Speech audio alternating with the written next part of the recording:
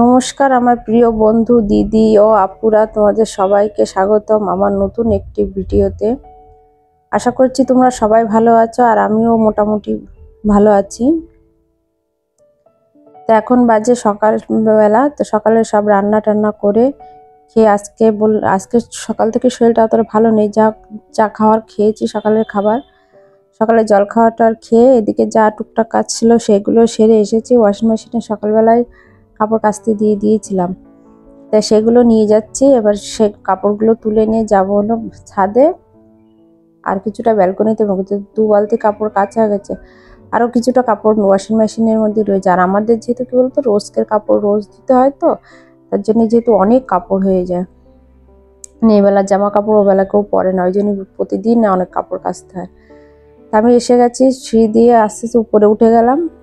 আর শরীরটা একটু ভালো লাগছে না, তা সে যাই হোক, কাজ তো করতেই হবে। আর এতগুলো কাপড় চোপড়, আজকে একটু আকাশটা পরিষ্কার আছে, তা আমি কিছু কাপড় ছাদে দেবো, কিছু কাপড় আমি আমার ব্যালকনিতে দেব। আর কিছু কাপড় আমার হাতেও ধোয়া আছে, কালকে রাতেবেলা যেগুলো ধুয়ে রেখেছিলাম সেগুলো। তা ছাদে দিলে কি বলতো, ছাদে এখন রোদ পড়েছে, তো কাপড়গুলো শুকিয়ে যাবে। আর ব্যালকনিতে আমার একটু দেরি করে রোদ আসে, মানে তোমার 11টা বেজে যায় রোদ আসতে আসতে। ব্যালকনিতে দিলে একটুখানি দেরি করে আর কি শুকাবে। আর ব্যালকনিতে দেবো যেগুলো মেশিনে কেচেছি সেইগুলো, আর যেগুলো হাতে কেচেছি সেইগুলো আমি ছাদে দিয়ে দেবো, তাহলে আস্তে আস্তে করে ছাদটা শুকিয়ে যাবে। 1 ঘন্টা রোদ দিলেই শুকিয়ে যাবে, যা রোদের তেজ। এখন বৃষ্টি হচ্ছে বলে তো ওয়েদারটা একটু ঠান্ডা আছে, নাহলে প্রচুর গরম পড়েছে। এত বৃষ্টি হচ্ছে তাও কিন্তু গরম যায়নি। তা তোমাদের সাথে কথা বলতে বলতে দেখো, ছাদের সব কাপড়ই মেলে দিয়েছি, আর কিছু কাপড় নিয়ে এসেছি ব্যালকনির জন্য। তাই তো ছাদে যে গাছগুলো দেখিয়েছিলাম তোমাদের তুলেছি, সাদা ফুল গাছে কয়েকটা ফুল ফুটেছে আর নয়নতারা। আর এতগুলো ফুল গাছে কোনো ফুলই ফুটতে চায় না, কেন জানি না। তা ব্যালকনিতে কাপড় মেলতে এসে দেখি ব্যালকনিটা ভালো ধুলো পড়েছে। আর ব্যালকনি কি বলতো, সত্যি কথা রোজ ঝাড় দেওয়া না, যেহেতু উপরে থাকি না, নিচেই থাকি, সেহেতু রোজ ব্যালকনি ঝাড়া বা সব ঘাস ছাড়া রোজ সম্ভব হয় না। কারণ নিচেই পরিষ্কার করে এসে আবার উপর পরিষ্কার করা আমার একার পক্ষে সম্ভব হয়ে ওঠে না। তা ব্যালকনিটা ঝাড় দিয়ে একবারে নামছি, যখন দেখুন সিঁড়িটাও একবারে ঝেড়ে দিচ্ছি। রেলিংগুলো আমি আগের দিনই মুছে দিয়েছিলাম সব কাজ করে যাওয়ার পরে। কি বলতো, একা একা করতে হয় তো, তা আস্তে ধীরে যখন যেটা সময় পাই তখন সেটা করি। তা ব্যালকনির ঝেড়ে সিঁড়িটা ঝেড়ে এসেছি আবার নিচের ঘরে বিছনাটা তুলতে। আজকে রোদ্দুর যেহেতু বাড়িতে রয়েছে, আজকে শরীরটা খারাপ বলে স্কুলে পাঠাতে পারিনি। তা রোদ্দুরে ম্যাডাম আসবে পড়া, তখন ফোন করে দিয়েছিলাম যে তুই এসে সকালবেলা পড়িয়ে দিয়ে যা, তাহলে বিকালে আর আসতে হবে না। আর বাবু ওই ঘরে বসে পড়ছে, ওর বিছনাটা ও নিজেই তুলে নিয়েছে। এখন বড় হয়ে গেছে, টুকটাক আমার শরীরটা ভালো না থাকলে ও তুলে নেয় বিছনা টিছনাগুলো।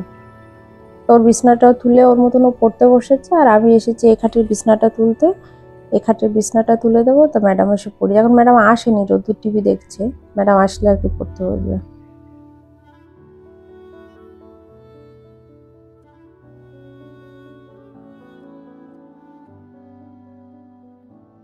তা বিছনার চাদরটা ভালো করে পেতে, এবার আজকে আর বিছনার চাদর চেঞ্জ করবো না, একদিন পরে চেঞ্জ করবো, এখনো নোংরা হয়নি।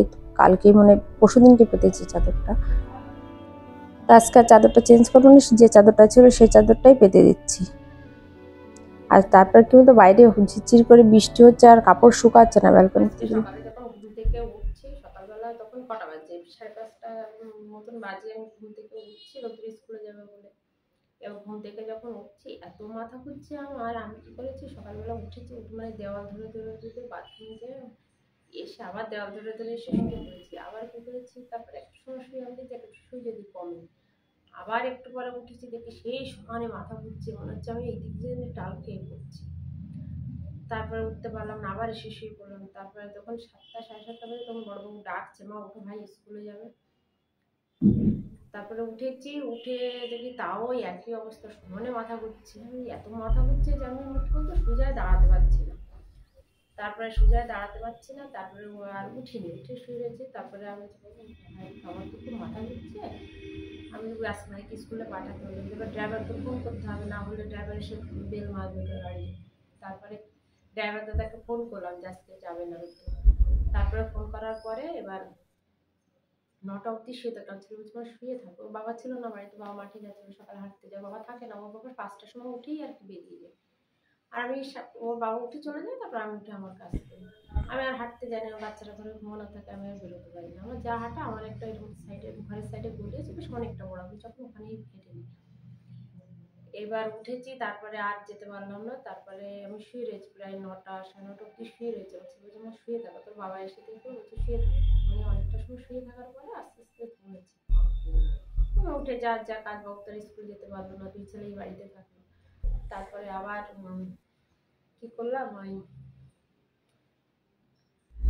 এই সকালবেলা রান্না বাড়া খেয়ে যা খাই করে ওই। আর এটা হয়েছে কেন জানো, ওই আগের দিন রাত্রেবেলা দুপুরবেলাটা না, ওই কাজ করতে করতে খুব ক্লান্ত হয়ে গেছে। আমার সারাদিন এদিক ওদিক ছুটতে হতে প্রচুর পরিশ্রম পড়ে আমার পথে। এবার আমি দুপুরবেলাটা না কাজের সাথে মানে দুপুরবেলা কাজটা সেরে কী করবো, তখন শুয়েছি। আর শুয়েছি, রোদ্দুরকে ঘুম পাড়াতে গেছি না, রোদ্দুর যদি দুপুর ঘুম না পাড়ে তাহলে ও কদিন সকালে স্কুল যেতে পারবে না, ঘুম থেকে উঠতে পারবে না। এবার ওকে ঘুম পাড়াতে গিয়ে না আমার নিজেরই ঘুম এসে গেছে, ব্যাস ঘুমিয়ে পড়েছে। আর আমি যেহেতু দুপুরবেলা কোনোদিনও ঘুমাই না, দুপুরবেলা ঘুমালে কী হয় বলতো, আমার রাতে ঘুম আসে না। ওই জন্য আমি দুপুরবেলা কখনোই শুই না। দুপুরবেলা অন্য কাজ থাকে, সেলাইয়ের কাজ থাকে, বা এডিটিং করি, এখন তো এডিটিং করছি, না হলে বসে গল্পের বই পড়ি, নয় টিভি দেখি, মানে কিছু না কিছু করে দুপুরটা কাটিয়ে দেয়। দুপুরবেলা কখনোই ঘুমাই না। আর যেদিনকে ঘুমিয়ে পড়েছি সেদিনকে যে আমার কী অবস্থা হয় রাতে তোমরা জানো, মানে রাতে সারা রাত ছটফট করি। আর তাই করেছি, রাতের বেলা ঘুম হয়নি, ভোর রাতে যখন ঘুম এসেছে, ব্যাস 6টা বেজে গেছে কাঁচা ঘুমে।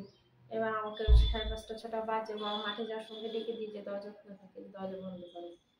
এবার করার পরে এইবার দরজা করতে ব্যাস আর আমার মাথায়, তারপরে আমি যে আর আমি ঘুমাবোই না, না ঘুমাবো না, আমার এরকম শরীর খারাপ। ফালতু দুটো বাচ্চা স্কুলে গেল না, বাড়িতে থেকে গেলো, শরীর খারাপ থাক যাই থাক, কাজ তো করতে হবে। তো উঠে আস্তে আস্তে ধীরে ধীরে কাজ করেছি। তারপরে বাবু বাবা দোকান থেকে পরোটা এনে খেলো, আমি আমার ভাত করলাম আমার জন্য, আমার রুটি খাইনি। আর বাবাকে রুটি করে দিলাম। যার যে যার মতো নতুন খেয়ে দিয়ে যা কাজ করছে, কাজটা সেরে এবার 2 বালতি মেশে এনে কাজ ছাদে মেলে দিয়ে আসলাম। দিয়ে এসে আমার ব্যালকনিতে কাপড় মেলতে গেছে, দেখি ব্যালকনিটা ভালো নোংরা হয়েছে। আর আস্তে আস্তে কিন্তু প্রচুর ধুলো পড়ে। তাই ব্যালকনিটা ঝাড় দিয়ে আসলাম। আর একটা ব্যালকনি ঝাড় দিয়েছি, ব্যালকনি ঝাড় দিয়ে এসে বিছনা তুলতে আসলাম। তো তোমাদের সাথে শেয়ার করছি বসে বসে। আর বলতে শরীরটাও ভালো লাগছে না, মাথাটাও, মাথা ঘুরলিটা গেছে, কিন্তু শরীরটাও যদি কিরম মানে লাগছে, ভালো লাগছে না। তা আমি কী করবো, শরীর খারাপ থাক যা থাক, কাজ তো করতেই হবে, নিজের সংসার, বাচ্চারা আছে ছোট, বাবা খেতে আসবে দুপুরে। তা দেখাচ্ছি আস্তে আস্তে কী কাজ করছে, কাজ তো করতে হবে। বাবা হয়তো বাজারে গেছে, এখন কটা বাজে, এখন ওই 10টা 10:30 বাজে, বাবা বাজারে গেছে, সকালে খাওয়া দাওয়া করে বাজারে গেছে। এবার বাবা দেখি বাজার থেকে কি নিয়ে আসে। আর বড় ছেলে যেহেতু বাড়িতে রয়েছে, ও তো চিকেন ছাড়া ভাত খাবে না, মাছ খেতে চায় না। আর রোদ্দুরের একটু মাছ লাগে, আর আমার আকাশ কিন্তু মাছ খেতে চায় না, চিল্লায় মাছ খেলে। তো যদি মাংস টাংস কি আনবে জানি না, কি আনবে বাজার থেকে, যেটা আনবে সেটাই রান্না হবে। দুপুরে বাজার থেকে ইলিশ মাছ নিয়ে এসেছে আর চিকেন নিয়ে এসেছে। তাহলে দুপুরবেলা ইলিশ মাছের তেল ঝাল করতে বলেছে আর চিকেন রান্না করব। তা তেল ঝাল করার জন্য ইলিশ মাছটাকে কি বলতো কাঁচাই রান্না করে অনেকে, আমার আবার কাঁচাটা আমার ঠিক ভালো লাগে না। তা আমি কি করি, হালকা একটুখানি তেলে দিয়ে কোনো রকম একটুখানি ভেজে নেব। আর আমি যখন এই ভিডিওটা ভয়েস দিচ্ছি, আর আমাদের যেহেতু রাস্তার পাশে বাড়ি, তোমাদের বলেছি মানে প্রচুর বাইরের সাউন্ড আসছে।